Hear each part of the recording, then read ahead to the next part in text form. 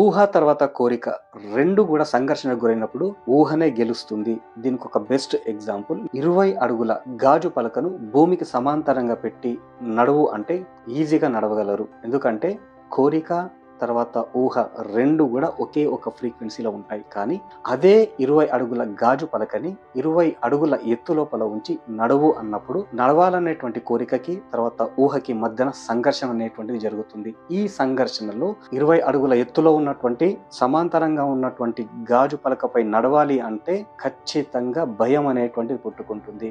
గాజు పలక పగులుతదేమో, కాళ్ళు విరుగుతాయేమో, చేతులు విరుగుతాయేమో, పడిపోతానేమో అనేటువంటి ఒక సంఘర్షణకి గురవుతారండి. కాబట్టి కోరిక కంటే ఊహ అనేటువంటిది బలంగా పనిచేస్తుంది కాబట్టి ఫెయిల్ కావడం అనేటువంటి జరుగుతుంది. కోరిక తర్వాత ఊహ 2 కూడా సంఘర్షణకు గురైనప్పుడు ఊహనే జయిస్తుంది అంటే చెప్పొచ్చు. కాబట్టి జీవితంలో ఒక లక్ష్యాన్ని సాధించాలి అనుకుంటే మన కోరిక కంటే కూడా ఊహలో కలిగినటువంటి భావన అనేటువంటిది బలంగా ఉండాలి అనేటువంటిది ఇక్కడ సారాంశం ఉంది. Thank you so much.